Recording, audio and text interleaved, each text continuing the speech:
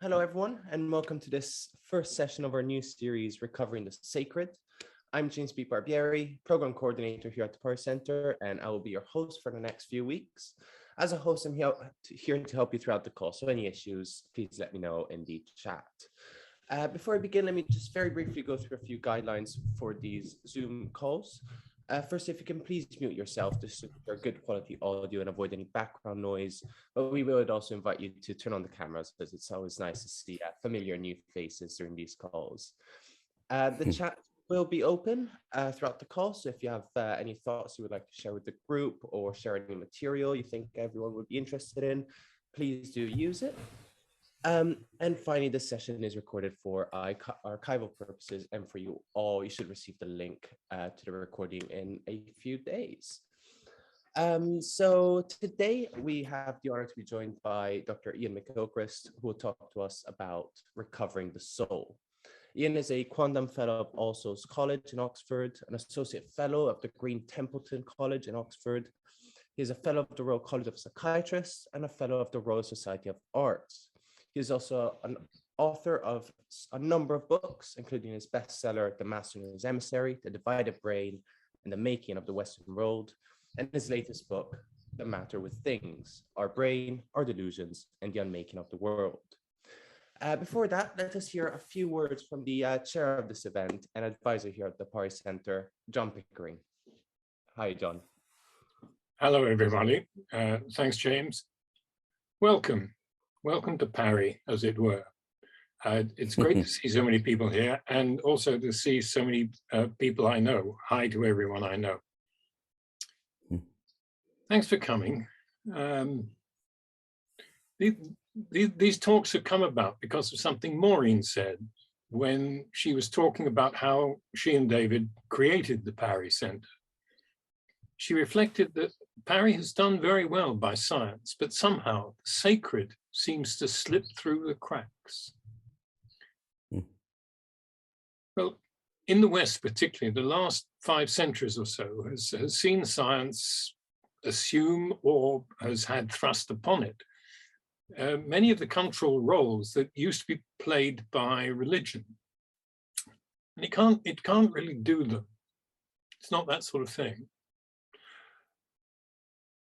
Moreover, the picture of the world offered by science can often seem mechanistic and meaningless and robbing us of our dignity. And yet, science, by its inner logic, as we learn more and more about the vastness of the cosmos and about our precious living world, the rarity of a world like ours, and how interdependent we are with it, perhaps some sense of the meaningfulness of our existence, and perhaps even of the sacred, is returning. Our speakers will offer their different perspectives on this, and we hope you'll find something of value in them. So welcome again and enjoy. Back to James. Thank you, John. Thank you for introducing what the next few weeks will be about. Now, to begin each session in this series, we suggest that everyone takes some quiet moment of reflection before the speaker begins, just to sort of get back in touch with what the sacred is. To assist us in this, we have asked a local musician from Siena called Joseph Noel to play for us an opening aria of Bach's Goldberg Variations.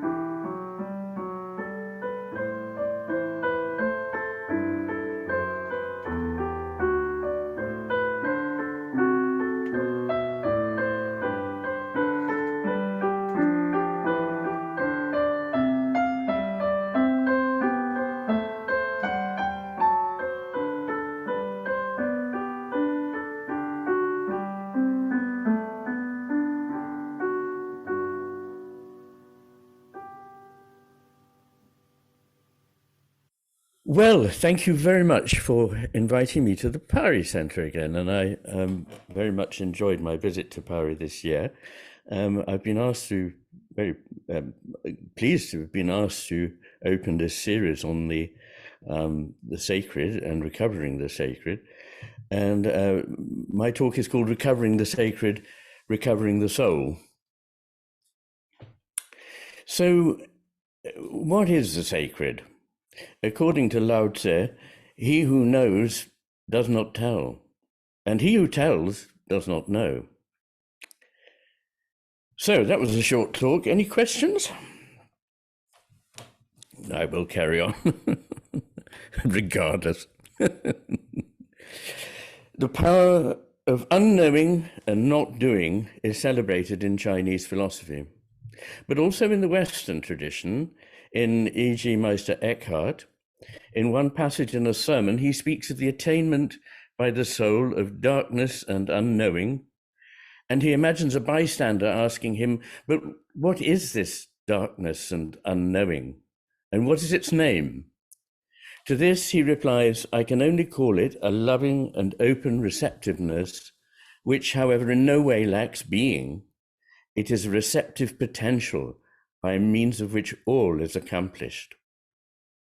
This suggests the fertility of union between a creative principle and a receptive womb-like space in which something is to grow, a process. And it's of this encounter, this process, that I wish to speak today. Whatever the sacred is, it cannot any more than God be caught in the nets of language. It has to be experienced to be understood. It's not irrational any more than music, for me perhaps the most natural home of the sacred, is irrational. Rather, it's beyond mere rationalizing and therefore supra-rational. It cannot be seen or measured and thus validated by experiment, but this no more implies that it's unreal than does the unseen, immeasurable nature of love.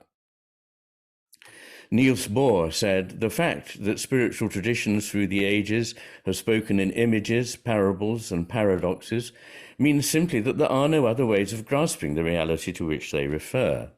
But that doesn't mean that it is not a genuine reality. Like beauty, goodness, and truth, and it would seem like atoms and their quantum fields, it rebuffs precision. And yet, do we not know perfectly well when we encounter it, if we're not incapable of sensing it? It's not decomposable into any parts whatsoever. It's dependent on a whole context, be that as apparently simple as a place of worship, or an ancient grove, or a single human act of self-sacrifice, or as wide as the whole cosmos. It is instinct with life. It is indeed a living presence, not a mere representation.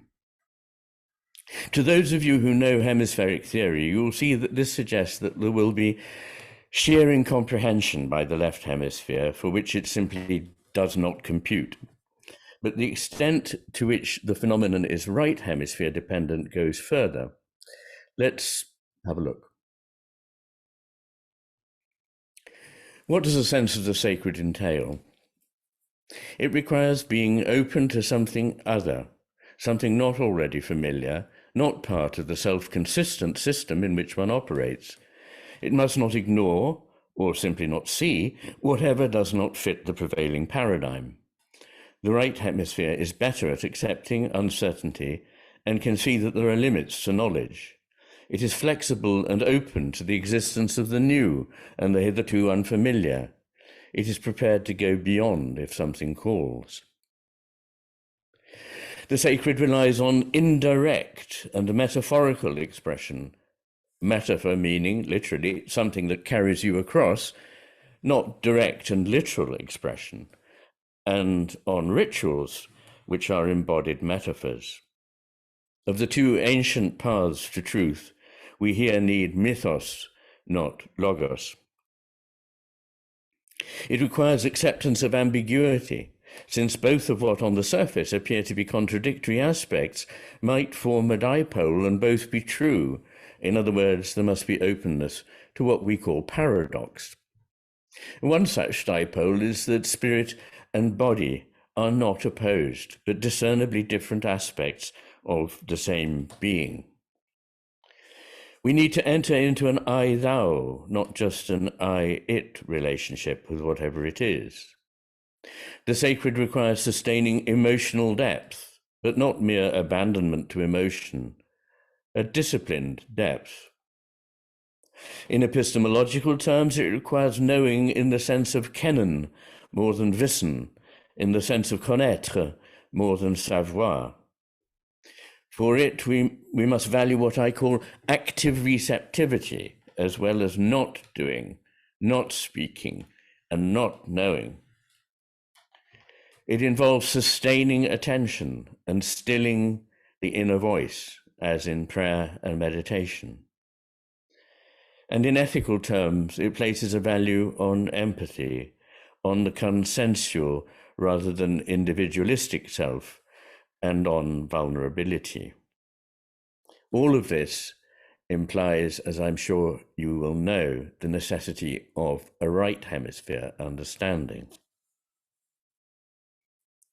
In the matter with things, I argue that what we call things are experiences, processes that go on between ourselves and this something other than ourselves that we end by calling a thing.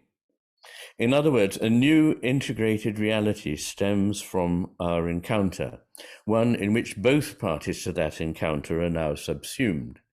This is important for our consideration of the sacred. The sacred doesn't reside in some thing alone or within us alone, but in an encounter which brings what we think of as two, the sacred object, and our transformation by it into unity. In such a relationship, both or all parties are changed. Incidentally, perhaps this is why visiting holy places such as the Basilica of St. Francis at Assisi or the pilgrimage church of Conques seem to exhibit such an extraordinary resonance. The reciprocal truth of the observer changing what is observed is that what is observed changes the observer. This was a view espoused by Goethe, and not just in the obvious way you might imagine. According to him, we literally grow faculties in response to what we experience. He held that an object properly contemplated generates in the beholder the faculty proper to its own perception. Every new object, he said, well contemplated and clearly seen, opens up a new organ within us. And in the case of the sacred, that organ is what we have traditionally called the soul. I would suggest then that the sacred exists not simply in this or that thing, a place, an object, an act, but in the relationship between whatever it is beyond ourselves that we recognize as sacred and that part of our being that has been traditionally referred to as the soul. Indeed, I believe that the possibility to have this relationship is one of the reasons for evolved beings such as ourselves to have come into existence. I often reflect that it's not obvious why evolution should have driven on from very simple organisms such as certain actinobacteria that live in the depths of the oceans, single examples of which have survived for over 1 million years, if evolution is about persisting in being. As Whitehead pointed out, the best way to persist in being is not to be alive at all. But it seems to me that the aim of whatever this process in the living cosmos, the conscious cosmos is to bring about an enhancement of relation, reverberation, this reciprocal bringing something into being in which whatever that divine drive of the cosmos is and whatever it is that comes about are reciprocally interrelated and bring one another to their fulfillment. What I think I discern then is that the soul, like any organism, is a process. The soul is in touch with the creative principle in the cosmos, which is part of what we mean by the divine, and that divine principle too is in process. Why do I say that? I've mentioned a couple of reasons, but let me go on. According to Lao Tzu, the Tao is said to be in the world like a river flowing home to the sea. Wordsworth saw this too when he spoke of the divine in nature as something that rolls through all things, as, in a wonderful phrase, something ever more about to be.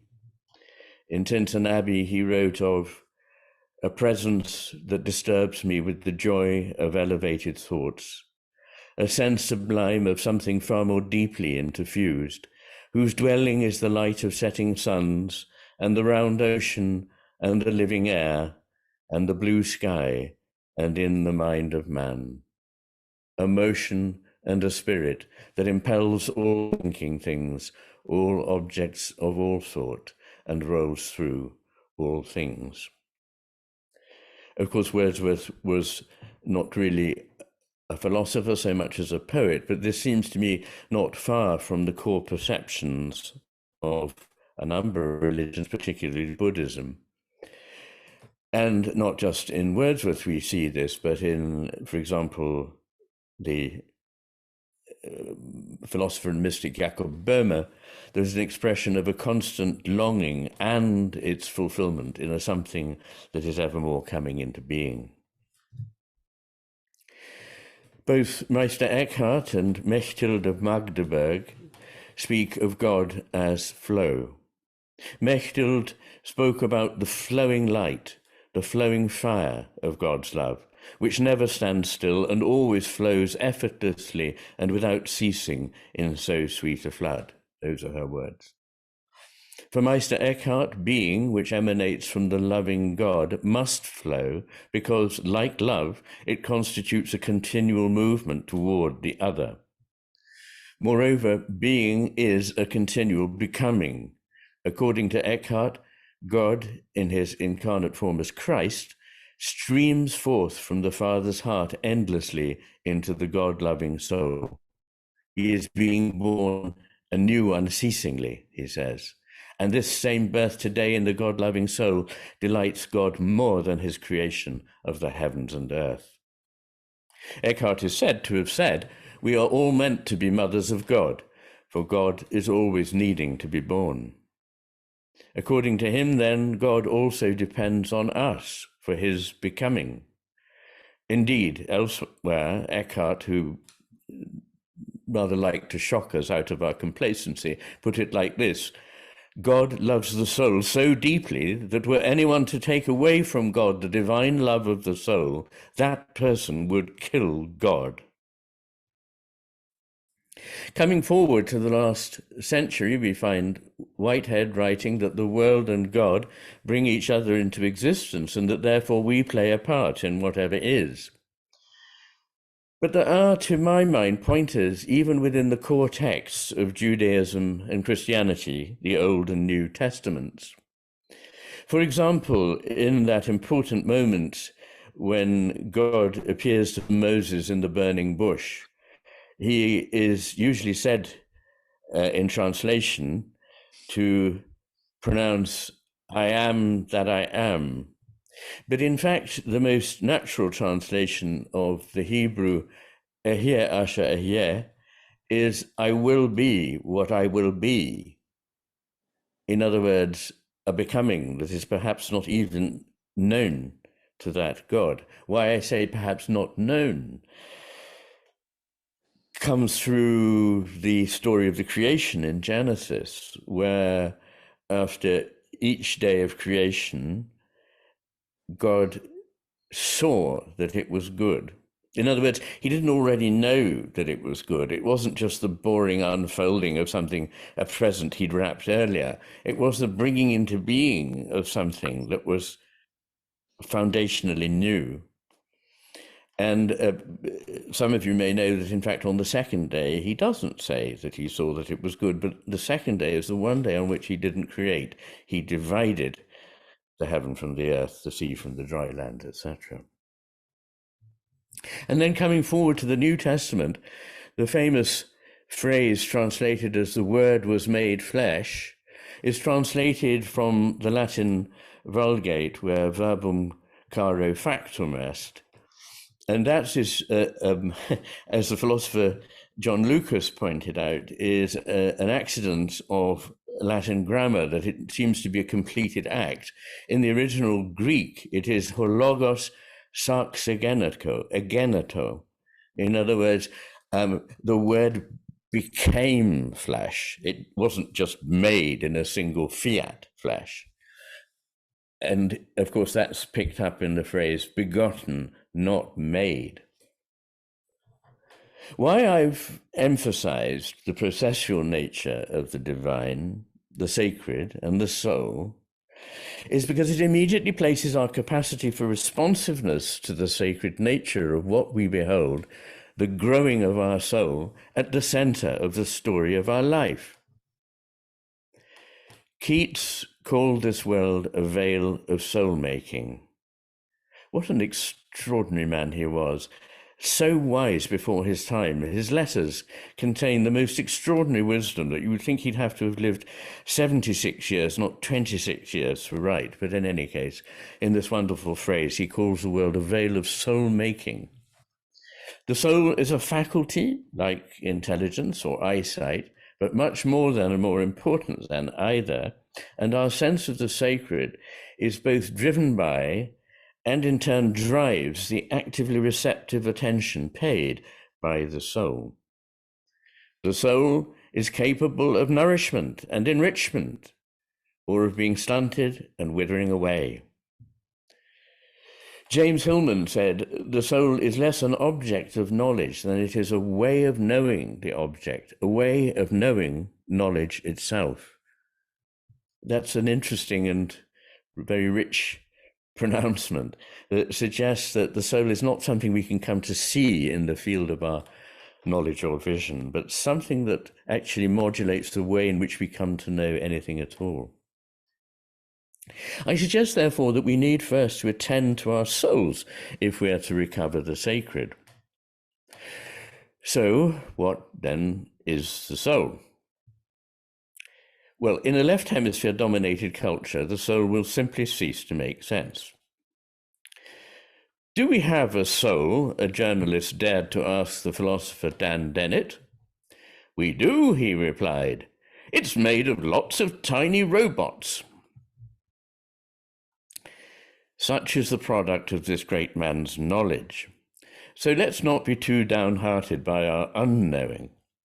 I put good money on our unknowing rather than on Dennett's certainties. So, what can we say of the soul? At the beginning, let us take heed of a warning from the ever-wise Heraclitus. You will not find out the limits of the soul, whatever way you travel. So deep is its logos. And at that stage in the history of the Greek language, the logos didn't simply mean a word or a reason. It meant something much, much bigger, which was, if you like, the grounding ontological principle, the creative principle behind everything, comparable with li in Chinese or rta in Sanskrit. It's a kind of foundational being about which it's almost impossible to say anything, as Heraclitus hints. However, metaphor is a way to deal with what declines to be revealed in everyday language. What metaphors might just help carry us across the abyss of our unknowing. Well, we've heard of the Tao as a river, but we can go further. According to and by the way, a river that is flowing down to the sea. According to the great philologist Max Müller, happened to be a fellow of All Souls once upon a time, like me, and was writing in the late 19th century, soul is the Gothic saivala, and this is clearly related to another Gothic word, sives, which means the sea. The sea was called sives from a root si or sieve, the Greek sio, to shake, as in seismology. It meant the tossed about water, in contradistinction to stagnant or running water. The soul being called saivala, we see that it was originally conceived by the Teutonic nations, says Müller, as a sea within, heaving up and down with every breath, and reflecting heaven and earth on the mirror of the deep. And this reminds me of Rabindranath Tagore's great insight that there are two kinds of understanding. The small wisdom, he said, is like water in a glass, clear, transparent, pure. The great wisdom is like the water in the sea, dark, mysterious, impenetrable. So much for water. What about air? In every culture, the soul has been likened to breath, and the movement of breath, carrying on the image of something in motion that is a process. The soul as breath is in the Greek word pneuma and psyche in classical Greek, and in the Hebrew ruach and nefesh. In Latin, it became anima, the breath that dwells in the breast, and is interestingly feminine in nature. And what about fire? Eckhart spoke of the Fünklein. Funke is a spark, so Fünklein is a little spark, the scintilla animae, the spark of the soul. And this comes from and corresponds to and reaches out to the divine. So this spark has a divine origin and goes back to and reaches out again from within us to the divine. And it is a potentiality, a latent function that needs to be nourished to grow and to expand, to catch fire. The metaphysical poet Henry Vaughan of the 17th century called his poems Silex Scintillans. That was the name of his collection of poems. And that means literally the sparking flint. So the spark that comes forth from the flint, however hard the heart under the blows of life, suggesting that it involves and is even nourished by suffering. And that's an idea I've thought about a lot in writing The Matter with Things, because one of my themes has been that resistance and that the dark side of whatever it is we think we want may turn out to be important for the achievement, the bringing about of whatever it is that we desire. Indeed, is essential to any form of creation. In this respect, I would remind you of the words of Wordsworth in his poem Peel Castle that he wrote on the death of his brother John, who was drowned in the Abergavenny in, I think, 1807. A deep distress hath humanized my soul. And I think there's a sense in which people who haven't experienced deep distress have lacked an opportunity to deepen their humanity, not one they would want to court, of course, but one that nonetheless does bring something with it.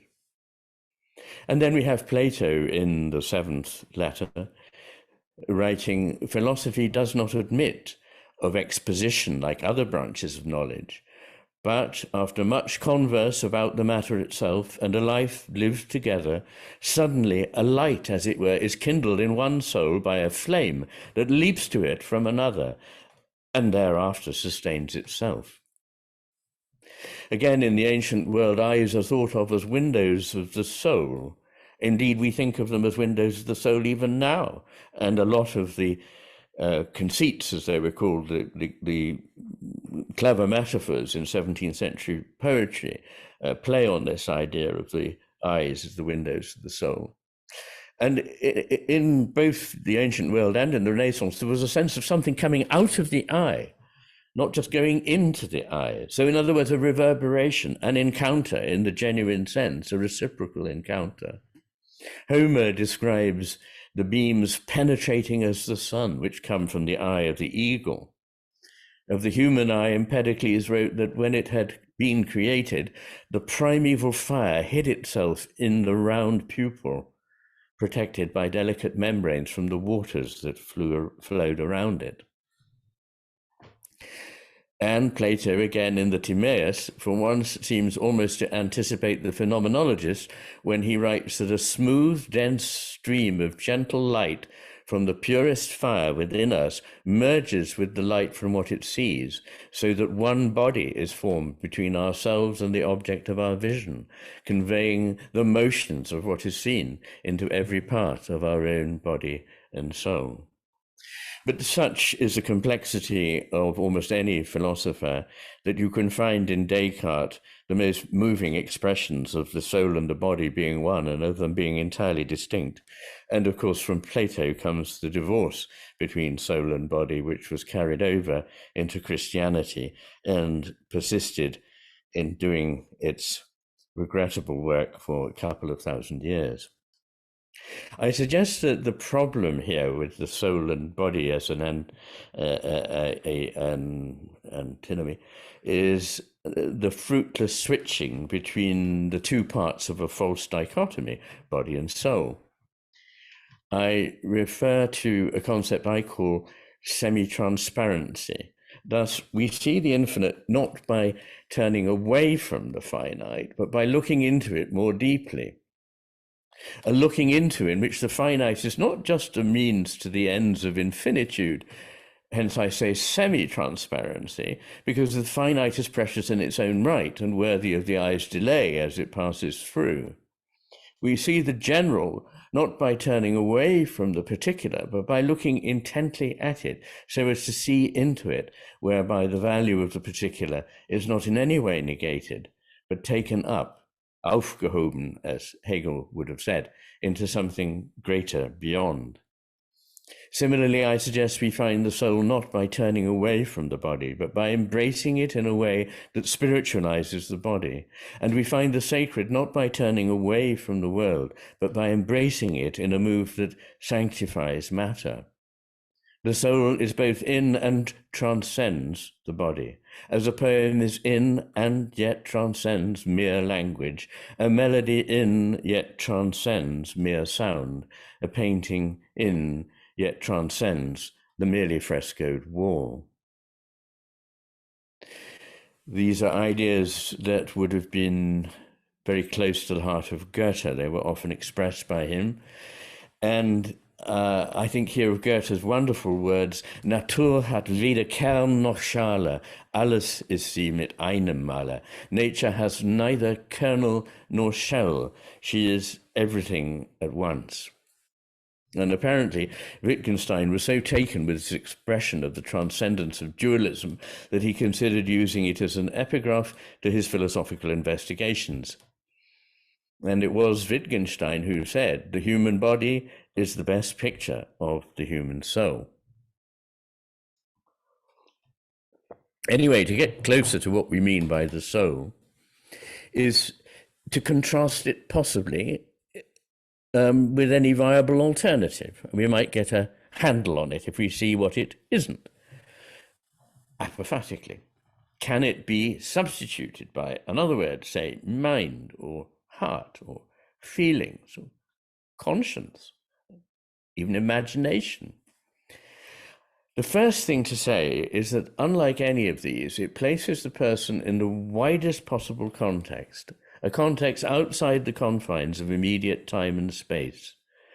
It invokes gravity that none of the others evoke, and it involves destiny. In all three of these respects, I think it is more than any of the alternatives that I can think of. So to make that a little more concrete, in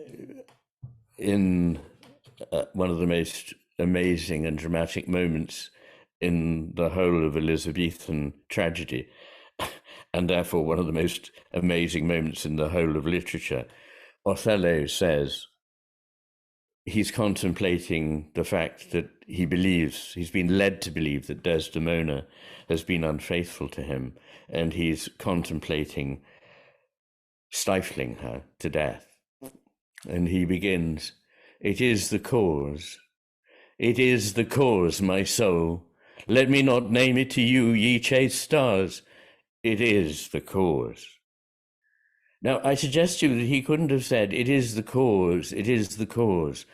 My mind, my heart, my conscience, my imagination, my lots of little tiny robots, was it? The soul does something else here.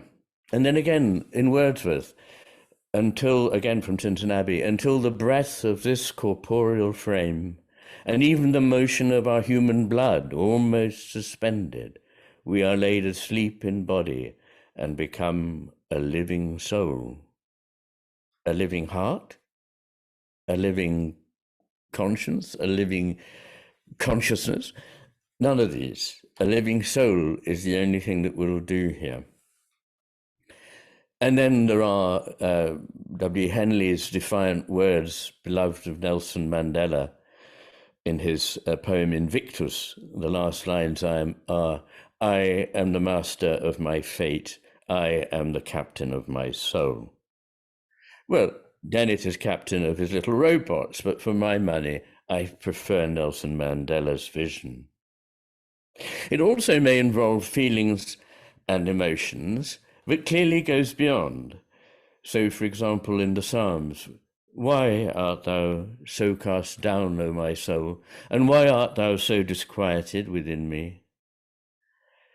I think again of a soldier or a refugee facing death, or a bereaved soul. The word soul seems appropriate here. And at this point, I'm going to ask James to play a piece of music, because the point I want to make is that there is a great deal of sacred music. I could have chosen many examples, but this is a particular piece of Renaissance church music, which, while I suppose it does move our emotions in a certain way, is doing something very clearly different from that. And the only word I can use to describe it is that it is spiritual and touches the soul. Can you play it, James, please?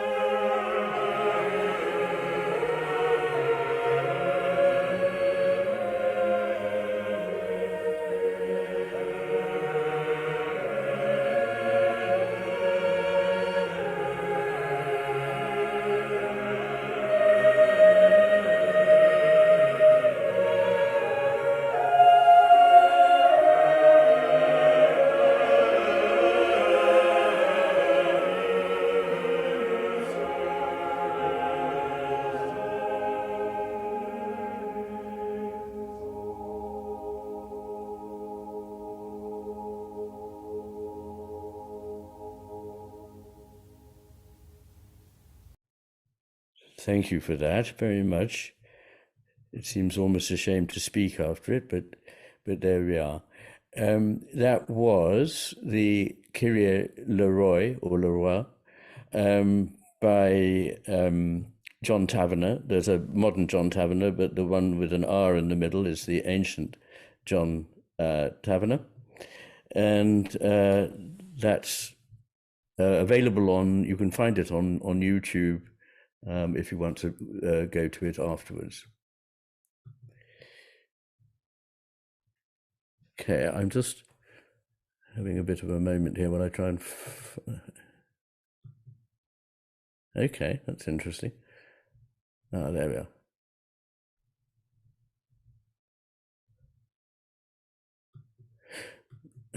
Sorry.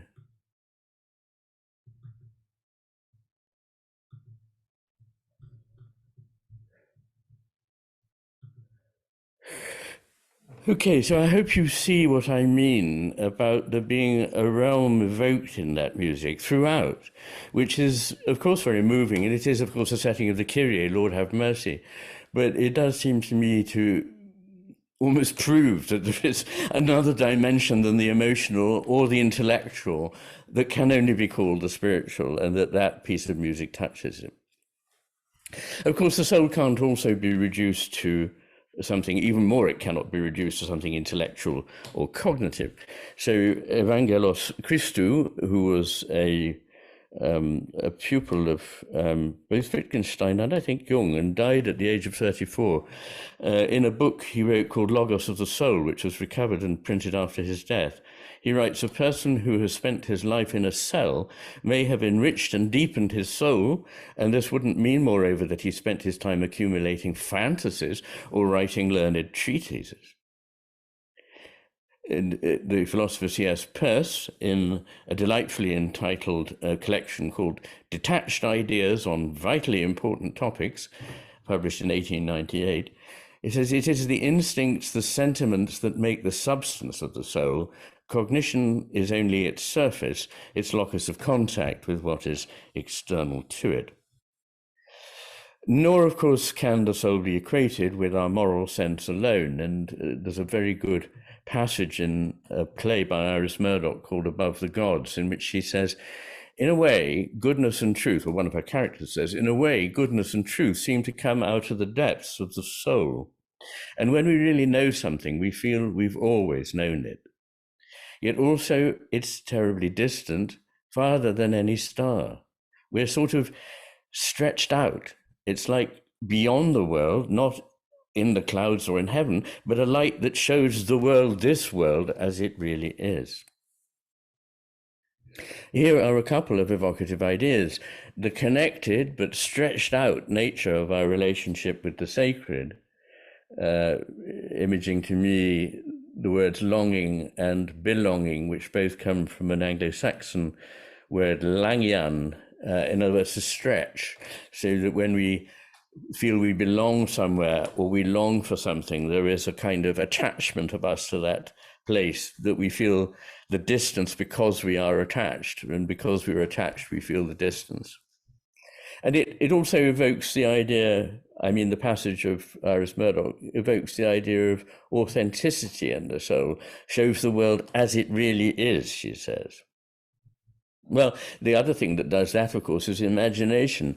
And indeed, the soul may well involve, almost inevitably does involve imagination, but again, I think means something that goes beyond. So here, I think of Andrei Tarkovsky, who wrote in a work called Sculpting in Time, the aim of art is to prepare a person for death, to plough and harrow his soul, rendering it capable of turning to good. If any of you have seen the film Andrei Rublev, you'll instantly see what is meant there. And if you haven't seen the film Andrei Rublev, make sure you see it tomorrow. And in the second best film of all time, his film Solaris in 1972, he gives, to my mind, the best image in this unfolding drama based on a work of science fiction, of something that grows through resonance, a disposition that is both rapt and reflective and makes a living process possible, that opens a space, so that something that initially has only virtual existence comes actually to have a body and to have life. It's another absolutely shattering and amazing film. So we've talked about what it isn't. More positively, what can we say about it? Well, I will dare to say just a few things.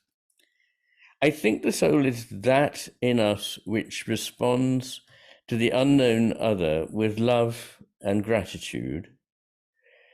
I think it's that in us which is stirred by nature and which experiences awe and wonder. That which brings into being a relationship with the sacred other, an otherness that is both transcendent and immanent. In Iris Murdoch's words, we are sort of stretched out between here and there. And yet, though the divine other may be indefinable, ungraspable, and by definition something beyond, it is not remote. We are steeped in the soul, as Teilhard de Chardin might have said, and here I quote him, "By means of all created things, without exception, the divine assails us, penetrates us, and molds us. We imagine it as distant and inaccessible, whereas in fact we live steeped in its burning layers." Can we reintegrate the soul into a new cosmology? I believe so, and I think it is essential to everything we hold dear, right down to our very survival as a species. Well then, how?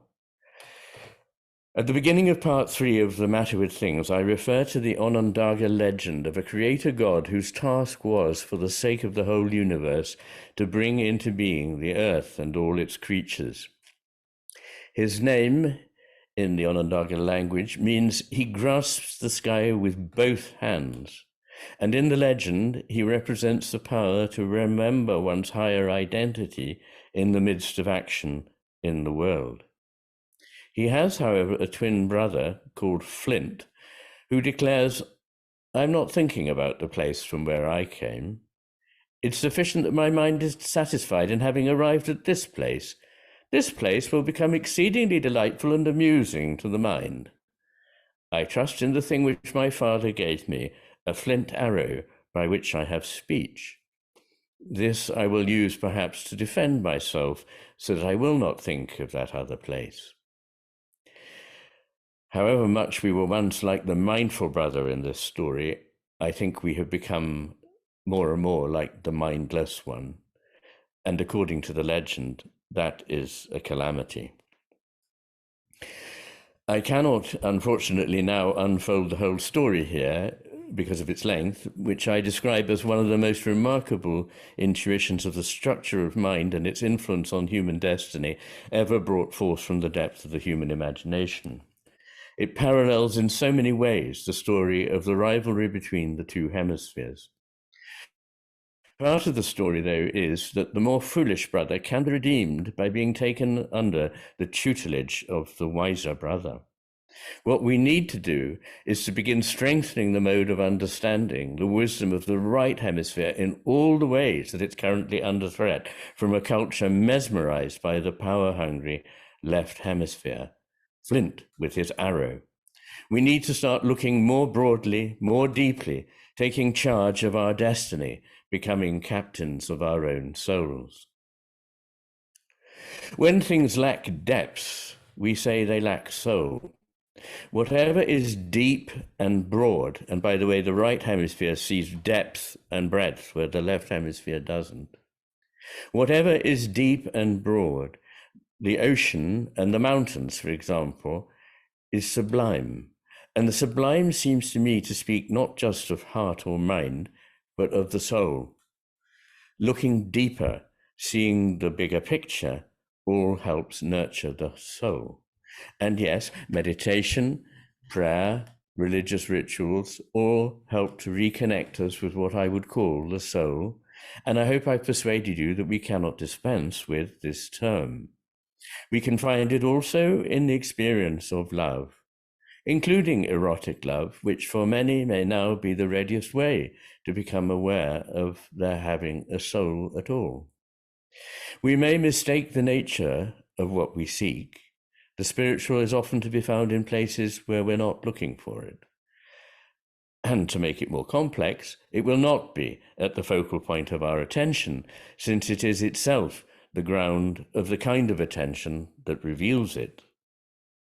In this, it's somewhat like the eye that grounds our sight, but is itself unseen. So we need to cultivate openness to whatever is.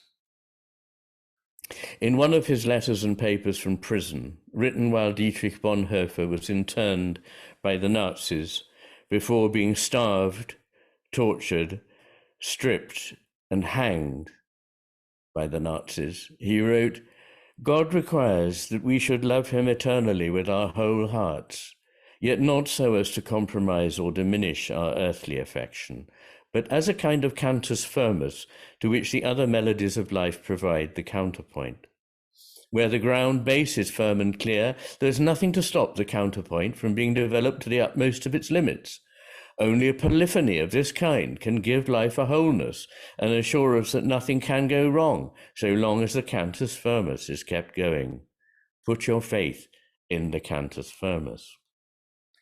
What, amazingly enough, he was affirming is that there is nothing about the soul that requires our alienation from, our turning our backs to, the world, but quite the opposite.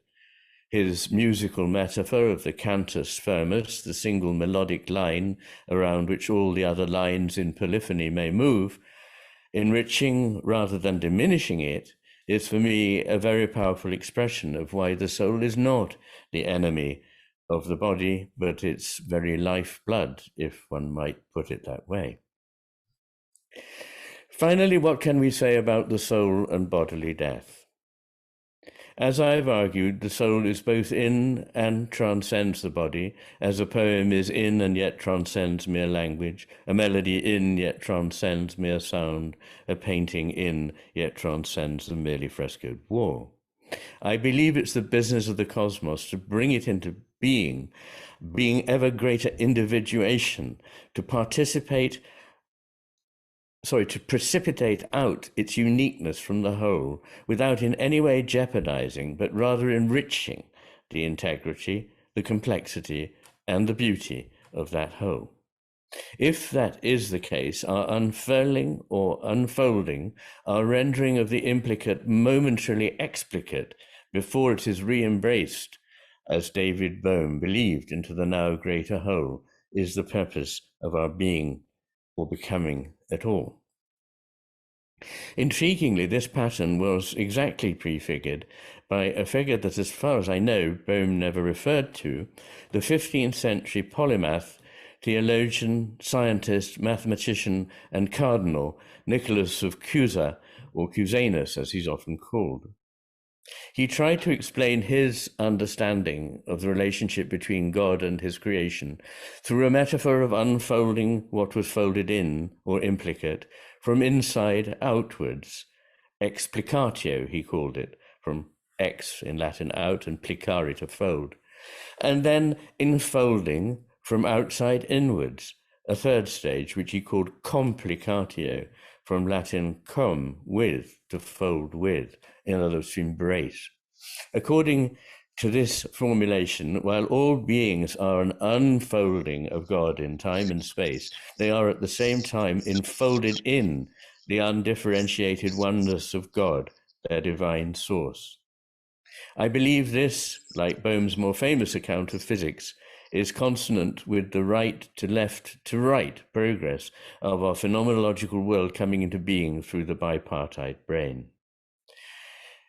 If it is yet another instance, I think it's what I found running through the matter with things, the coming together quite independently, as it would seem, of insights from physics with philosophy and neurology. In conclusion, the American philosopher Eugene Gendlin wrote somewhere, We think more than we can say. We feel more than we can think. We live more than we can feel. And there is much else besides. Perhaps the soul is what we mean when we reflect on that much else besides. Thank you. Thank you so much, Iain, for that. It's always a pleasure and an honor listening to you. So we would quite like to open up the conversation now. We would like to invite people from the audience, from the participants, to ask questions to Iain. To ask a question, you can use the raise your hand function, which can be found under reactions at the bottom of your screen. Or if it makes you feel more comfortable, you can always write your question in the chat, either publicly or directly to me, and I can read that out for you. When it comes to questions, we just kindly ask to keep them concise and sort of to the point, just out of respect to both Iain and all the participants in this call. So we can start taking questions. Who would like to go first?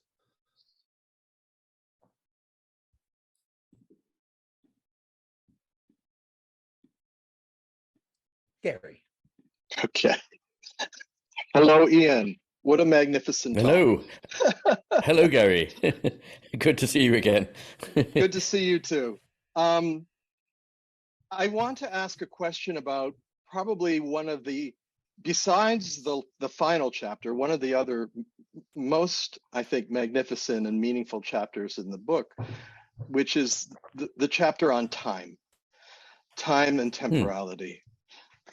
Because I think that if we're talking about the processual, we need to understand the nature of time and how and the distinction between what the Greeks called chronos, which I would claim to be external time, versus kairos, which is more a time for action, the proper time to act, so to speak. Like when is the right time, and also the connection of this to the imaginal, right? The appearance of something that we imagine to be reality, referring like to Colin Wilson's statement where he says, imagination should be used not to escape reality, but to create it.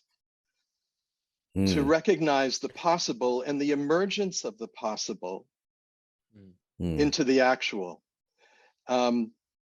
Just as one last comment, chapter 3 in the book of Ecclesiastes, I just everybody take a look at that, because it's got a lot of, Pete Seeger wrote a song about it for a good reason. Turn, turn, turn. Yes, go ahead. Yes, I'm done. You're talking about a time for reaping and a time for sowing and so on. Yes. Everything has a season and a time for every matter under heaven. And those two words, season is translated in the Greek as chronos, and time for every matter under the heavens is kairos. A time to be born, a time to die, a time to plant, a time to uproot what has been planted, and so on. And then, the statement in verse 11 that everything that God has done is done aptly in his time. Well, I'm trying to extract exactly the question from your interesting remarks. I could reflect a great deal on time. Indeed, I wrote a whole chapter on it, as you point out. And I contrast particularly time as lived, which doesn't just mean that we feel differently under different circumstances about the speed at which time passes, but time as the process we inhabit through our lives, which is closer to kairos there, and has human meaning from time as measured by the clock. All I would say, really, because I don't know what time is any more than anyone else, as St. Augustine says, I know perfectly well what time is, but when somebody asks me what it is to explain it, I can't. So I'm in that same boat. But what I do think is worth saying is that I don't think, and I really very strongly don't think that time is, it's satisfactory to set it aside as just an illusion. I think it's important that whatever is, in fact, unfolds in time. And this is a point made by people as different as the 13th century Chinese Zen Buddhist Dogen, and by more recent philosophers, that time is the one thing that cannot be sidestepped. It's also what the physicist Lee Smolin says. There is one thing that is for sure, and that is time. And I know nothing that is not embraced by time. We're given glimpses of things that might be outside of time, but then they, of course, we might be misunderstanding that there can be an eternity as well as time. And that's the thing that I hold on to, that although the only way in which we can understand God in this world is as a becoming rather than as a being, it's possible that he can, of course, make coincide those apparent opposites of being an eternal and unchanging being and being something that becomes. So I do accept that, and indeed in a conversation with Rowan Williams on this very matter, I did have to concede that that was a possibility. But all I would say is that we should take time and the issue of becoming extremely seriously, and it transforms the way in which we think about our lives, because of course they're moving towards death. No amount of belief that death is not real will stop death happening. No amount of believing that time is not real will stop you dying. And that is not melancholy news, because death, the fact of death, changes the meaning of our life and makes the business of our life have so much more meaning. This is why transiency is so important to the Japanese and Chinese aesthetic, because it's on the basis of transiency, not that they therefore have no meaning, but that they therefore have meaning. And our lives have meaning because they are these rather individual, time prescribed entities. But what I like about it is that it means that what we do matters, that we help bring about whatever is. And to go back to the imagination point, and then I must stop answering this question. All I would say is, yes, he said what brings things into being. I think that's a fair point. I would say imagination is not what takes us away from the truth, but it is what gives us our only chance of an insight into the nature of truth. So yes, very good. Thank you very much, as always, Gary, for your contribution. Thank you, Gary. Next, we'll have a question from Philip.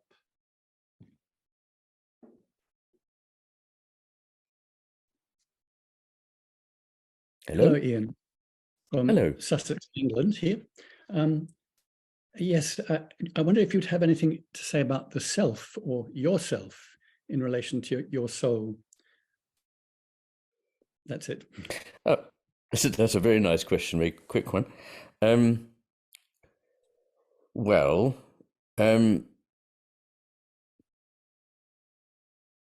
think, first of all, that there's a difference between types of self, most obviously between what Jung called the ego and the self.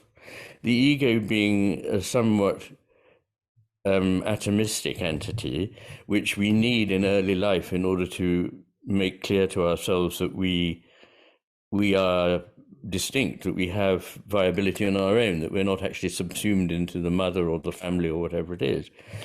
But that this should be outgrown with maturity and replaced by a sense of the self as ultimately connected to stemming out of and going back into the social breadth of our society, our family, our society, our civilization. And I think that we're losing that sense. If the soul comes into it, then it's obviously going to be much closer to that idea of Jung's idea of the self than obviously the ego.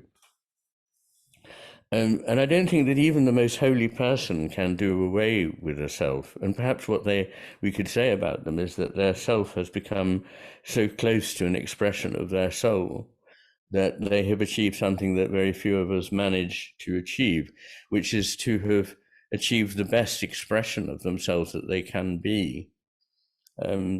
So that's the way I would tend to think of it. What would you say to that? I think there's something to do with freedom and free will, which is related to the self, whereas, as you described, the soul, it's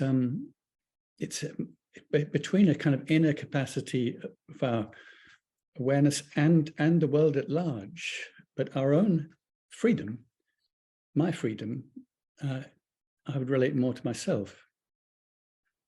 Well, I would definitely not have intended to say, and I hope I didn't say, that there is no freedom to this soul. Absolutely not, because the point of the creation at all, whether you think of the primary force that created as the logos or of God or Ein Sof in the Kabbalah, that other has to be independent of it. If it's entirely controlled and organized by and predictable by that God figure, that grounding ontological entity, whatever it is, then it has no freedom, and there can be no love, because you can only love somebody who's free to accept your love, respond to it or not. Which is why, of course, there's a problem of evil, because we are free not to accept and we are free to turn our back. So, no, I definitely didn't, and let me make that entirely clear. I didn't intend that the soul would not have freedom. It does. It's not given a script. It's not directed by anything. It is the part of us that is reaching out to something it recognizes, and in that reaching, it is not quite sure of what it is seeing ever, but it is getting closer to it. It is drawn to it by a sense of longing and a sense of need for fulfillment. Anyway, thank you very much indeed for your question. Thank you. Thank you, Philip, for coming in. Next, I'd like to invite Peter Reason to come in, who I see has his hand up, who will be a speaker with us next week. Oh, right. Hi, thank you for all Hello, that. Peter. Very interesting. I'm interested in the amount what I seem to be the small amount you spoke about the more than human world in what you said. And so I wonder what you've got to say about the soul in plants, rivers, ecosystems, rivers, and indeed in the sense of anima mundi. So yes, those kinds of questions. I didn't leave them out because I don't believe they're important. I left them out because I thought I couldn't cover everything and needed to talk about what you mean by the soul. But no, I absolutely accept that. I believe that there is, well, first of all, I believe that consciousness is a non-logical primitive. So I think that everything shares in an aspect of consciousness. Then I am a panentheist, so I believe that everything exists in God and God is in everything. So, of course, you can see that it's a much lesser step to say that they all have souls. Of course, that is perfectly reasonable and is simply a derivative from that. And I believe that one can see this in some animals, unless I'm mistaken, but one can also feel it in Wordsworth, I think, felt that it was in the very rocks, the mountains, the waterfalls, the streams, the sea that he saw. Right, thank you. But can I just add something, which is that I did at one stage think I would talk about the world soul, which is a concept that comes up in Schelling. But because Schelling is very complicated and doing justice to him en passant is not very easy, I didn't. But in that concept, he's not suggesting the world soul is something that needs to come into everything to vitalize it, like the bad sense in which is misunderstood as something like phlogiston, which is not at all what Bergson meant. But he strongly resisted that idea because he said the life is there in everything anyway. So the world soul is this thing that is like the superconscious world, out of which we emanate and of which we're part, but from which we're never separate. Thank you. Thank you. Difficult things to talk about, as I'm sure you'll accept. Yes. Next, I'd like to invite Kathleen to come in.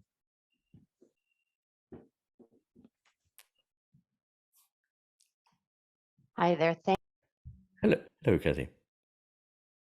No, I can't hear you. You suddenly touched your microphone and now we can't hear you. Well, I can't hear you anyway. Can you hear me now? Yes, that's Okay, it. Thank cool. you. At the beginning, when you first started, you talked about receptivity and potentiality, the relationship between those two. So my question revolves around that, and also that relationship to the small s self and the large s self, I like to call them. Okay. So the small s being here, me in this body, the big S being me in touch with the field or the greater, whatever you want to call it. And then that once you look at that relationship, what is the connection, or how would you make the connection to consciousness and the capacity to source, let's say, from that field? Cool. But did you want me also to deal with, what was it, potentiality and receptivity? Yes. Receptivity. Yes. Very hard to deal with quickly. I, of course, not finally deal with them, but I do address these things in the matter with things. Well, what I'd say about the first is that since everything only comes into being through the encounter of consciousness, our consciousness, my consciousness, your consciousness, any consciousness, and whatever this thing is that is present to us that is not just created by my mind, that I'm conscious of, then opening one's attention so that it is fully receptive is the first important step. It's this process of what George Steiner calls audition, where your ear is waiting, but it's not just passively waiting, like, no, what's going on now? It's actually straining, as it were, to the utmost to hear little hints, little vestiges that will allow it to bring something further into clarity and so forth. So our senses are alive and yet non-active. And that's what I mean by that receptivity. And its relation to potential is that there is presumably an infinite field of potential out of which whatever gets to be actualized comes, and it is actualized through these encounters, in my belief. So that what our encounters, which make up our life, do is to actualize a certain potential that is there in that wider cosmos, or whatever we call it, that you referred to.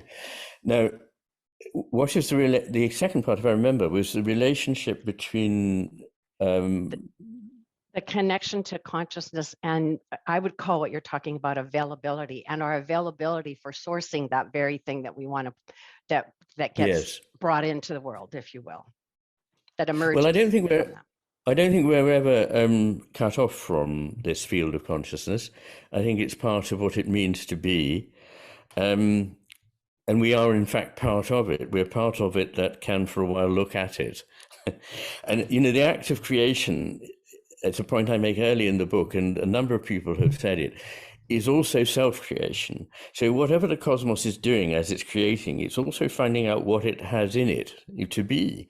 So I believe this is a process of discovery, both for the cosmos, for the divine cosmos, for the deity, and for the creation, in exactly the way that Iain Whitehead suggests that the two co-create. They have a sort of helical relationship, which is never ending. I love this. For a whole host of reasons. But I think that what I would say is that the individual consciousness only seems to be disconnected from this consciousness, but needs, in order to have viability as an expression of individuation, it needs to have defining element. And it has, if you like, a membrane around it. And at the foot of the membrane, it's continuous with the cytoplasm of the whole cell. If we were inside it, we think we were surrounded on all sides. But actually, if we look, whatever element in this cell we form, we are at the foot of our villus or pseudopod or whatever it is. We are connected to the cytoplasm of the whole. And it's finessing that part of a whole and yet maintaining individuality, which is so important.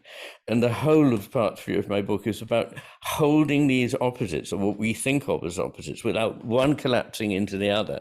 It's always to short circuit to say, well, one is really the other. We need to hold the two, and it's out of the tension that everything comes. Yes, yes. Thank you. I'm in my own work, we call that the architectural blueprint of individual human being in the collective humanity. That's another way of putting it. Thank you.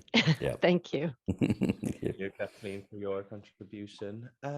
Next, I'd like to invite Bernard Carr to ask this question, as he also will be speaking to us in a couple of weeks. Hello, Bernard. Hello, Ian, and thank you so much. And Ian, I really appreciated the musical interlude we had with the music of John Tavener. And I confess I was momentarily puzzled because I assumed it was John Tavener without the R, and then realized later that it was the Tavener with the R. However, I did a quick Google search and discovered that Tavener without the R claimed he was a descendant of Tavener with the R. So maybe did he? I didn't know that. No. Well, I only got that from Google. But my question was was about that. Infallible, therefore, yes. Sorry. But I was fascinated because you pointed out that music basically touched the soul, and as opposed to touching the emotions or the intellect. And that made me wonder, well, you could sort of classify music in some sense in terms of whether it touches the soul or the emotion or the intellect. And indeed, I presume this applies to all art forms. It applies to art, it applies to literature, and maybe it even applies to science itself in some sense. Possibly. Because I find as a scientist that I'm affected on all 3 levels. But what I think I wanted to ask was, can you make a clear-cut distinction between the music which touches the intellect, the emotion, and the soul, or don't they inevitably all go together and it's just a question of emphasis? Oh, absolutely, of course. No, of course I don't make clear-cut distinctions. In fact, not making clear-cut distinctions is my sort of particular signature. So no, but nonetheless, it's necessary to refer to areas, as it were, because there are things that we want to distinguish without neatly separating them. So I'm a great believer in making distinctions without separating, which really boils down to there are no hard and fast divisions. I mean, for example, the music of Bach, I would say, touches the emotions, the soul, and the intellect, and there must be other composers who do that, but he's probably the most astonishing example. So no, none excludes the other. But my reason for choosing that particular piece by Tavener is that it's at a moment of great chastity in the history of music. Sort of, you could say, if you listen to the wonderful music of Victoria and Tallis, that there's slightly more emotion in it. It's also deeply, deeply spiritual. But it's somewhat more emotional. Whereas what's fantastic about this moment at the sort of end of the high Gothic and the beginning of the Renaissance is that expression seems to me deeply spiritual and not particularly emotional, although there is emotion obviously implied in it. I find it beautiful, and therefore that evokes emotions of its own. So, thank you very much. No, clearly there are, but I still think there's an interesting classification of music in terms of the emphasis on those three worlds, if you like, those 3 elements. Yes. Even though there's no firm division between them. Yes. As you say, Bach is fascinating because it's so soulful and yet so mathematical and so intellectual. Yes. Fascinating. Yes, and you may remember, because I mentioned it once or twice, that it turns out that Bach is the only music that always remains right hemisphere appreciated, even for professional musicians. Because I think, for a whole host of reasons, one, of course, is that mathematical forms and shapes are profoundly right hemispheric. People think maths is a left hemisphere thing, but only the proceduralization of maths, carrying out laborious process of multiplication is always left hemisphere. But what's right hemisphere is seeing the Gestalten, which give you insights into the nature of mathematical complexes. Anyway, there we are. Thank you so much.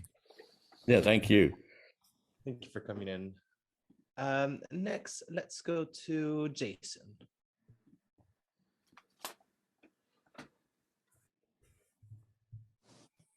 Can you hear me? Hello, Jason, I can. Thank you for coming out today. Thank you for this book.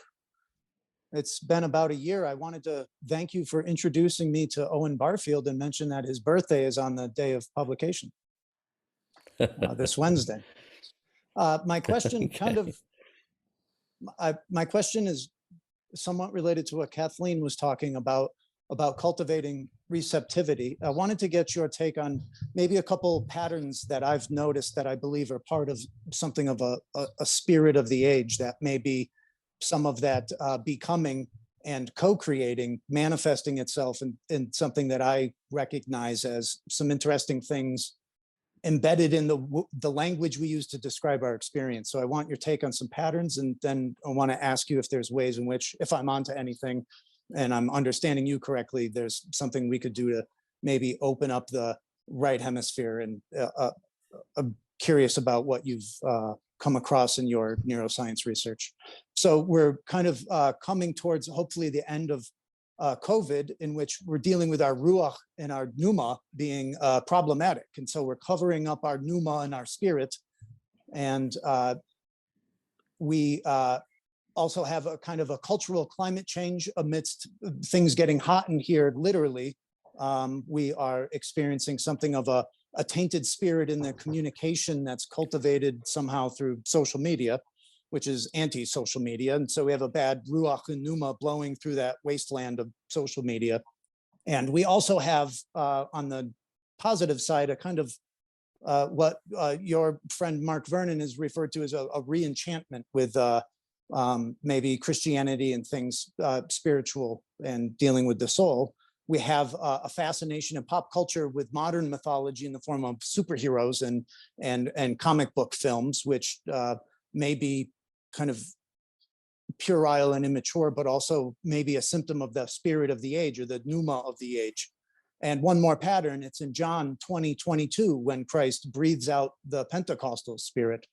I just thought I'd get your take on that. And I'm curious that if we're living in an age in which there is this maybe a push and pull, and that kind of polarization is represented maybe in a positive way with a positive spirit blowing back through, like it does in John 20:22. Is there something that we can do to make ourselves more receptive? I guess I'm looking for maybe a left-brained answer to a right-brained question of what can I do with my attention and my co-creative faculty as someone who is coming into being and experiencing that co-creative moment. What can I do with my creative attention, literally, not emotionally, but like technically, what can I do in order to manifest a more active engagement with my right hemisphere?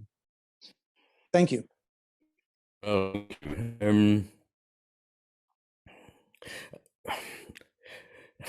There are a number of things that we can all do, and the first is to stop spending all our time in contact with social media, for a start. Stop making judgments, start listening, take long periods for reflective thought, meditation, prayer,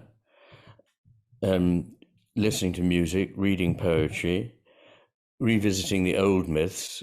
I am unfairly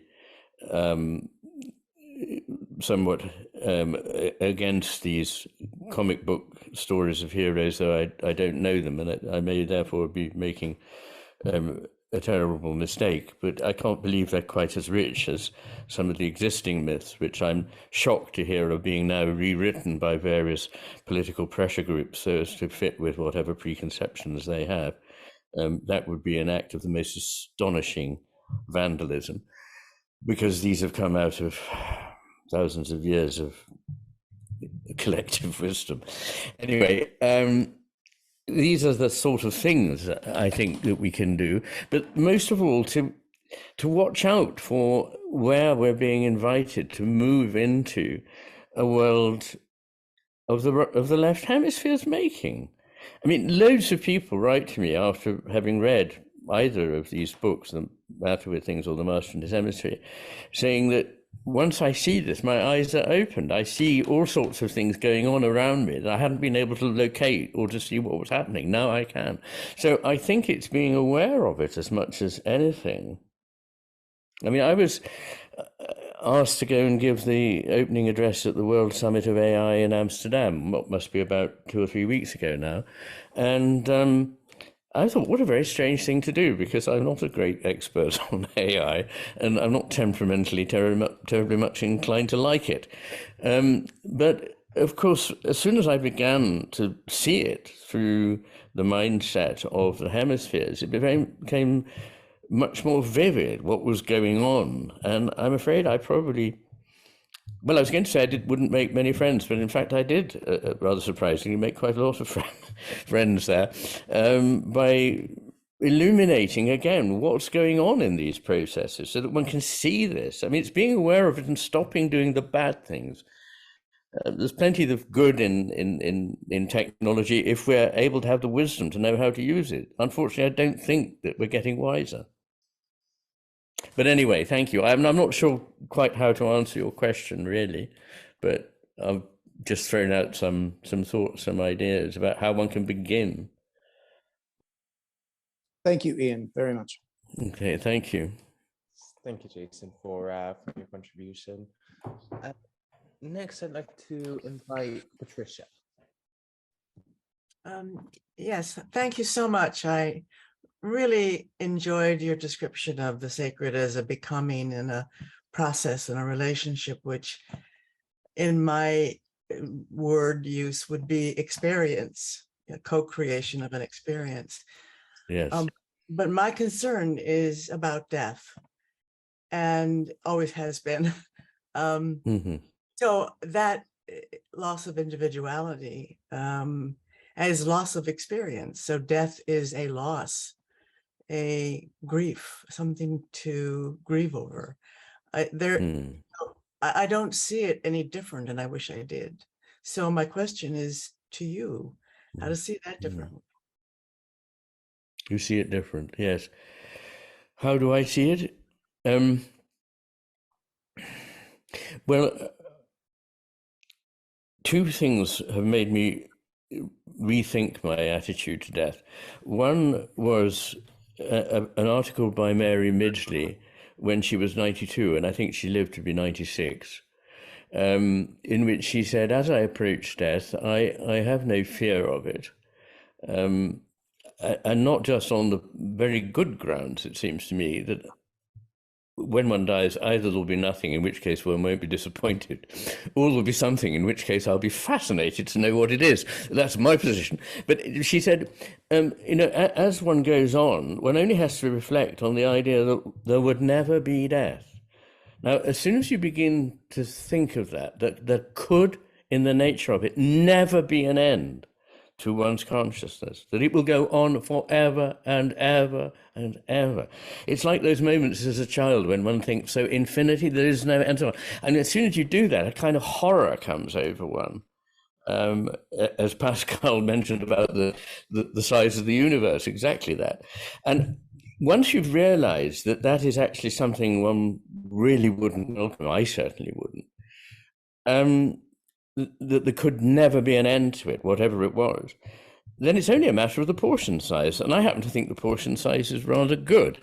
And nowadays we tend to wish that everything was a bigger portion size, but I think that we're now beginning to push back and see that smaller portion sizes are good. And what matters about it is quality, is quantity. It can go on for as long as you like and be lacking in quality. We really need to focus on the quality of life, not running away from death. And I'm not saying you're running away from death, but I think our culture is. And it's often been commented on that the 19th century was familiar with death and faced it squarely, but tended to make a secret of sex.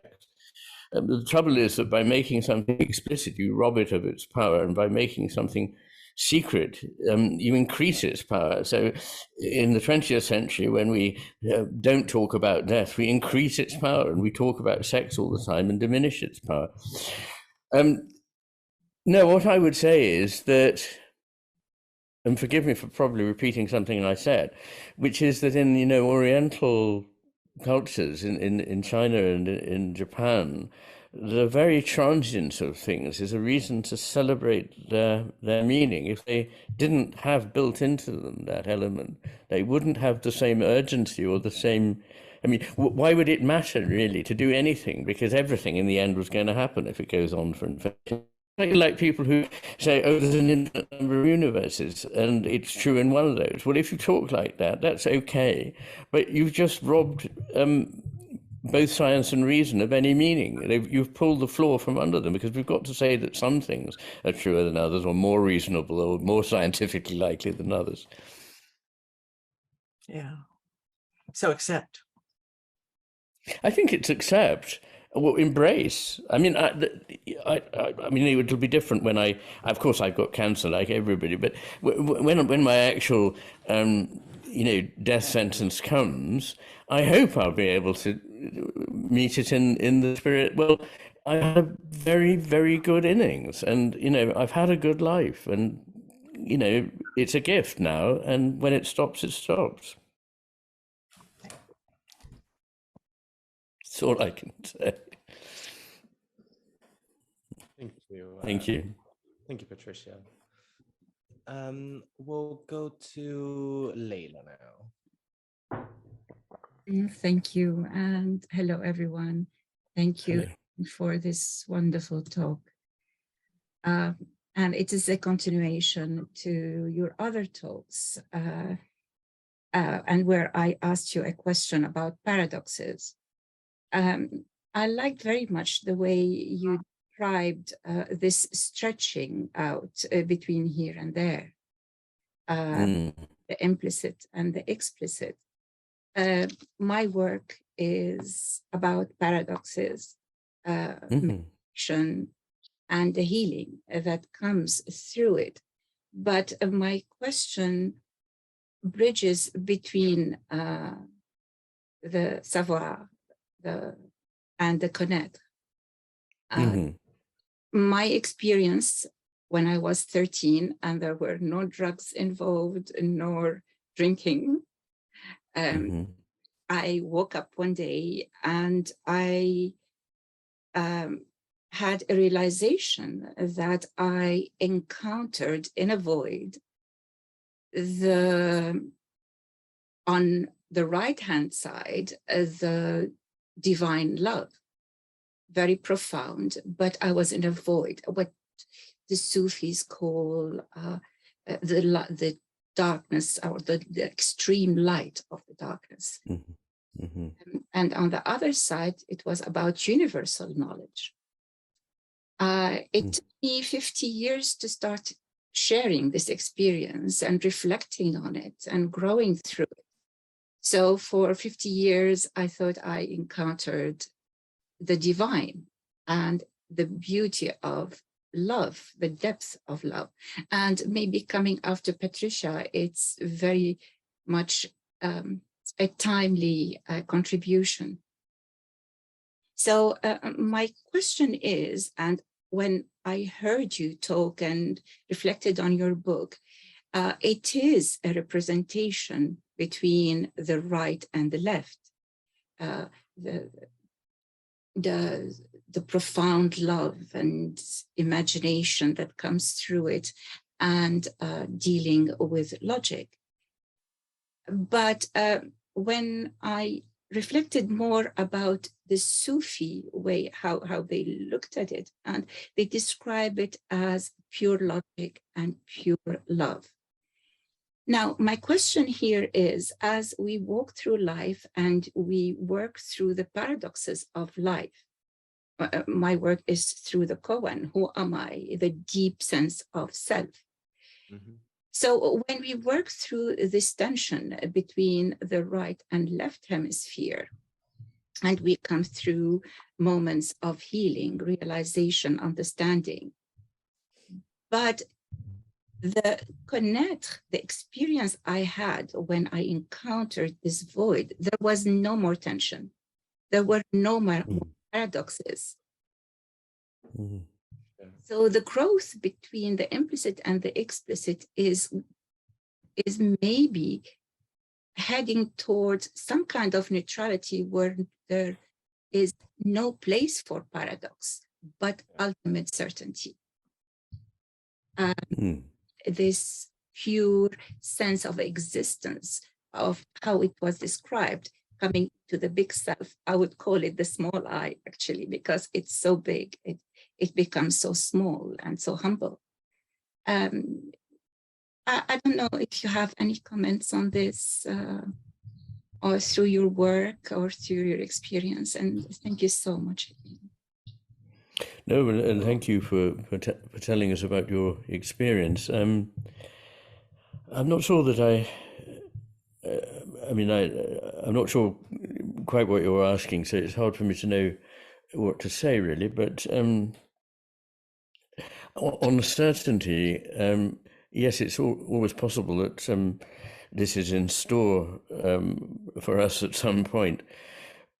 But I think that uncertainty is the greater than certainty, that certainty is the closing down to some small part of an enormous field of potential. Much as I think that the imperfect is greater than the perfect, and the asymmetrical is greater than the symmetrical, because each of these can include the other. The uncertain can have moments of certainty, but the certainty can never accommodate uncertainty. The perfect can't have imperfections, but the imperfect can have elements of perfection, and so on. And asymmetry can embrace symmetry, but symmetry can't embrace asymmetry. So always there is a bigger that embraces the other. And what's important about this, in brief, is that I think that good is of the embracing kind, that can find itself to embrace the hatred of evil. Whereas evil cannot find in itself a place to love and embrace the love of the good. So this is why I don't think that any of these pairings are ever symmetrical, and particularly importantly for those of us who believe that there is a realm of the divine or the sacred that has moral implications. Importantly, the good, in the end, as it were, is greater than, can embrace the evil. That's the only reflection I can really make, but thank you very much. Thank you. Thank you too. Thank you, Leila, for sharing. I'd like to invite Alan next. Iain, thank you. I think you've partly answered my question through talking about the hemispheres. But my question is, what is the relationship of the soul to creativity? And one aspect I'm wondering about is how everything new in creation, music, art, even and sport, seems to arise, has its day of excellence, or at least reaches a peak, then declines. And we talk of it then losing its soul. And I suppose a further question is this sort of rise and fall always inevitable? Thank you. Gosh. I wasn't sure about everything having its day and then fading out. I mean, you weren't saying that works of art have a fashionable period and then people stop liking them. Was it that? Or no? No, in terms of those people that create that art, a certain form of art, a certain form of music. Oh, yes. Well, I would say that you've illuminated the fact that probably a work of art can also be said to have a soul, and that it's for example, if a poem is well read, one feels the soul in it. If a piece of music is well played, it has soul. And if it isn't, even if it's technically very well played, it's lost its soul. So I do think that one question one can ask of any work of art, of a painting or indeed actually of a building, does it have soul? And I can certainly think of very clearly soul. The one encounters when one is in their presence. So I think it's legitimate to think of soul as involved in the business of creativity. Certainly what I suggest in The Matter with Things in terms of hemispheres is that the right hemisphere, unfortunately, this is one of the things that was always said in the bad old days of the pop psychology distinctions between right and left.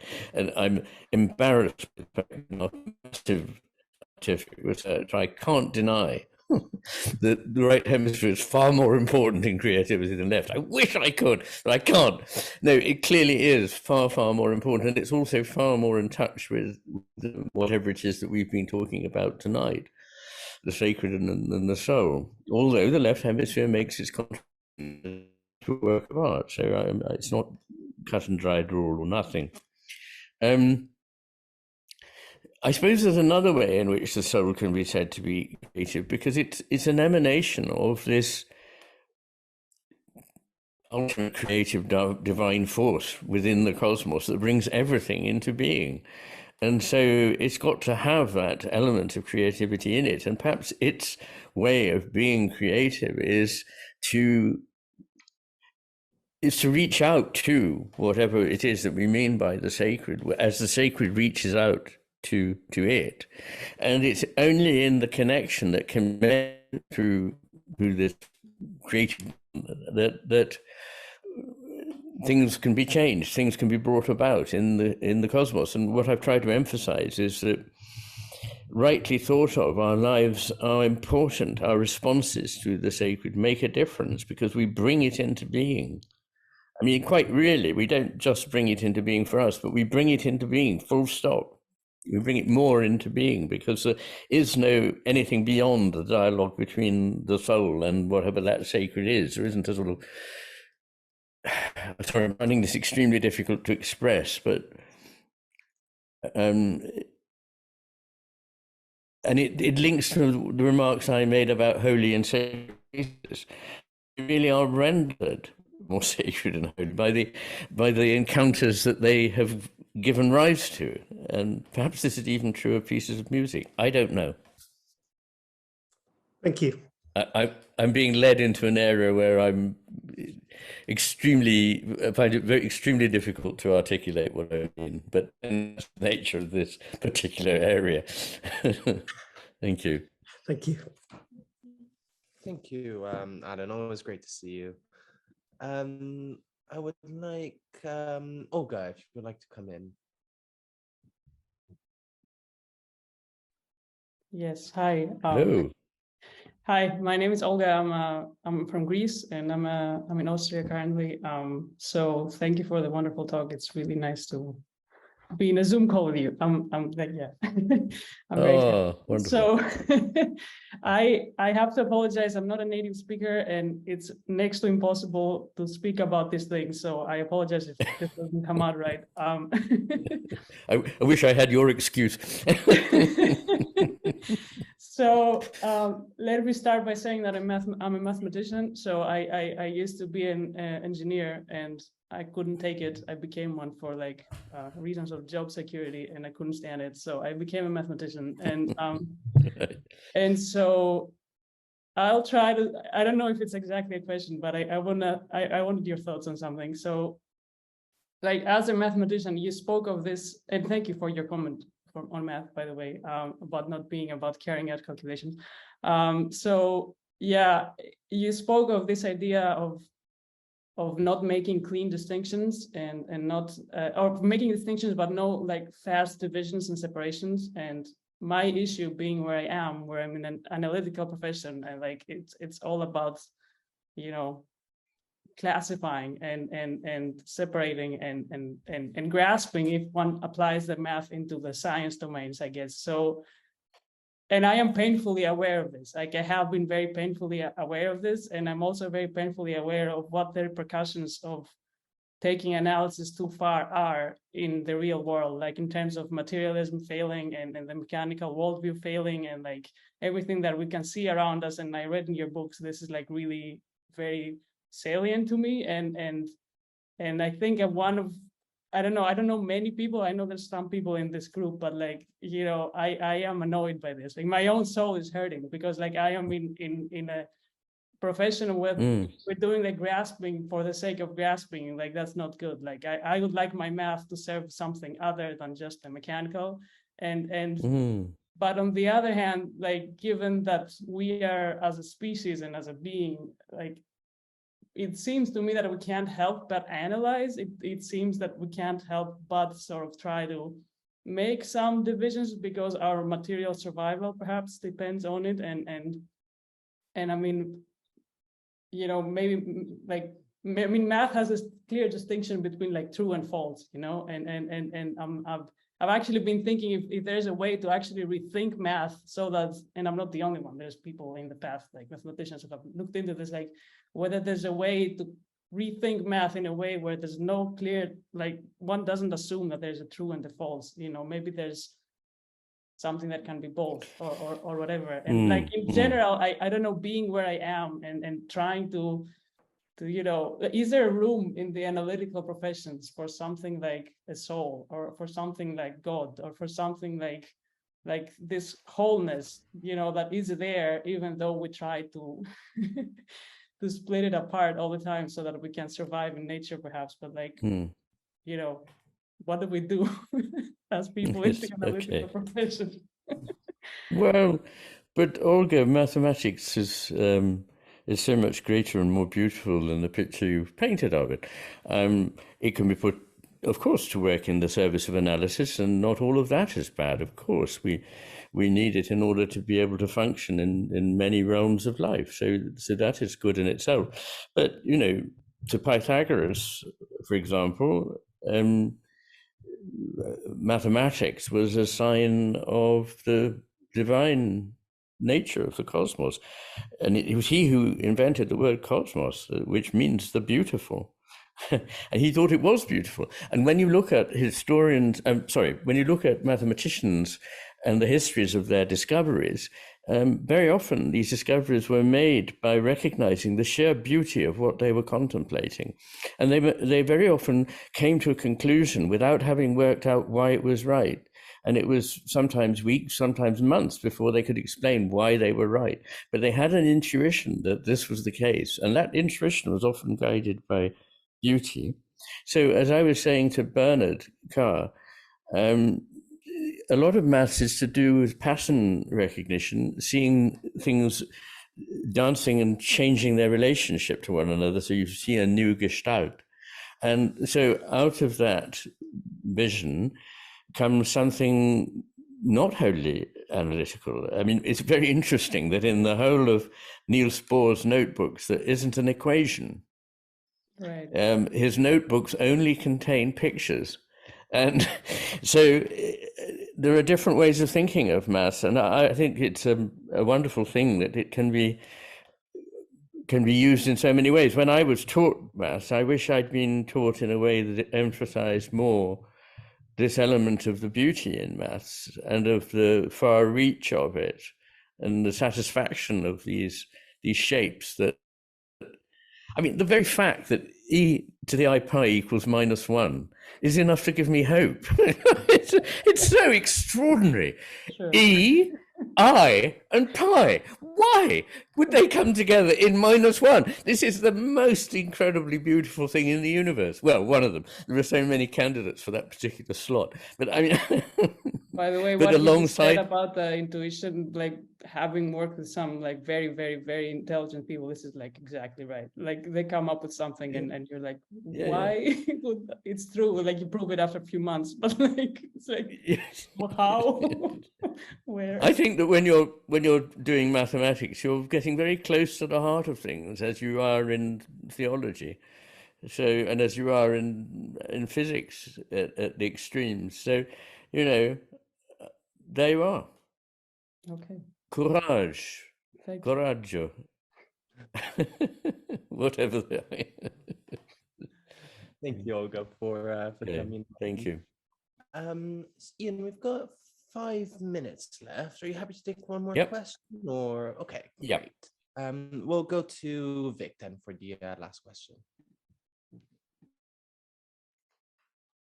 Hello, Vic. Hey there, how are you? And hi, nice to see some fellow crazies here that I met last month during the Enchanted Week at Paris. How will they keep you down on the farm now that you've seen Paris? I don't know. Sorry, I can't hear you. For some reason, you've gone silent.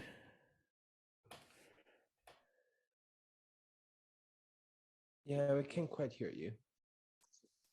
Testing 1, 2, 3. Can you hear me? No. Yes, I can hear that. Yes. No, I'm back. Yes, but you're quiet, so speak up. All right, my mic went out. Okay, so anyway, I had a dream 2 nights ago, and a shaman kind of did the thing on me, and then concluded, I can't seem to find your soul. So I think I'm actually here in search of my soul. So to set the stage for that, I really did like your idea of distinctions without separation. So my question, and I will read it so I don't ramble on, but when you hear the word memory, it goes beyond the brain when I use it. So my thought is considering memory as soul. We tend to reflect on words of insight that are burned deep into our minds, personal inner stirrings that move us. And as we share our personal insights of soul with others, they become a collective story built upon a growing memory. The concept of soul seems to be one of these ideas that continuously influences us, deeply infecting our lives and our way of being. This said, considering the infinite potential of memory and its universal continuum, I wonder your thoughts about memory as soul. Well, once again, I'd want to make a distinction, which isn't necessarily an absolute uncrossable divide. But I think that there's more to the idea of the soul than is in our memory. And our memory is, you see, I believe that, like Bergson suggested in over 120 years ago, that memory is actually our way of hiding past experience, and that its purpose is not to store, but actually to screen and to filter parts of experience that will be useful to us. And there are a number of reasons for thinking this might be the case. So under hypnosis, people can recover memories that they're otherwise not conscious of. When Wilder Penfield did his experiments stimulating the exposed cortex, he found that clear memories came back to people which they had not been aware of before, but they remembered it was the classroom when they were 10 years old, and yes, that was the teacher, and so on. So the idea that our memory is actually simply a selection of useful bits from the past means that I'd have a hell of a lot of work to do to get from there to what I'm saying the soul is, really. Yeah, and I wanna just add, I'm saying memory is beyond what's in my head or Okay. It's the idea that the universe itself has its own memory. And in fact, some call it the Akashic records. Yes. Names like that. So I've been massaging this deeper understanding of what a memory is beyond self. And it's all right. Well, with soul emerging or being. Yeah.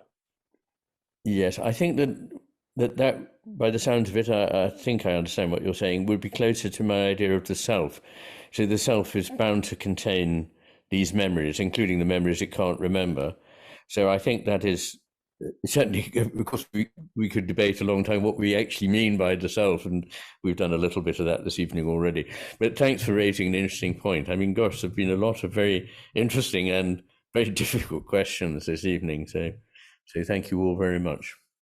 Thanks, Ian. Thank you, Thank you. for coming in, and great to see you again. So I guess we have just under a minute left till the end of this session, unfortunately. I'd like to bring it back to you, Ian, if you had any final comments just to conclude this session. Oh, yes. I mean, really just that these are scintillate anime. These are just sparks from me. There is no, I hope that people see that they're work in progress. They don't claim to be true necessarily, or of course not complete or anything else, but they are sparkles from the wheel, as Walt Whitman entitled one of his collections of poems, just sparkles from the wheel. Thank you. Well, thank you so much, Ian, for joining us today and for giving your wonderful presentation. I wanted to thank everyone who joined us today to listen into Ian, into the Q&A, and to everyone who wanted to ask a question. I do apologize for those who did have their hand up, but we couldn't quite reach you. Just before we sign off, I do have a few housekeeping things and announcement to give you all. Firstly, I wanted to invite you all to tomorrow's session, where we'll have Matthias Cornelissen speaking about the sacred and the evolution of consciousness. About the time, I just wanted to remind you all that if you did want to attend the live session tomorrow, to ensure that you have the correct time, mainly because here in Europe, we set our clocks back an hour already, but I'm aware that other countries may be doing that tonight. So just make sure that you have the right time if you want to attend the live session. Secondly, I wanted to invite you all to join our online forum, Sutra. You should have received the invite for it already. It's basically our online forum where all the participants and speakers have access to, so you can discuss further what has been discussed during these sessions. And it's a great way to also get in touch with everyone who is here during these events. If you haven't received a link, please do reach out and we will send you the invite to that. James. Finally, yes. Oh, sorry. Were you going to mention Tuesday, or shall I mention Tuesday? Yes. I mean, if you want to, please. No. Well, you go ahead. You explain. Okay. No, yeah, I was just coming to it now. That to mark the 1 year since the publication of the Matter with Things, the Power Center is hosting a free online event that will reflect on its first year of being in the world.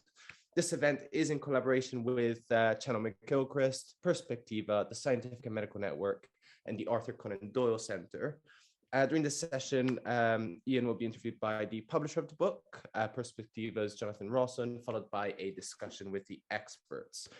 So yeah, this will be on Tuesday, 8th of November, and it is a free event. You can go on our website for more information and to get the link directly to this.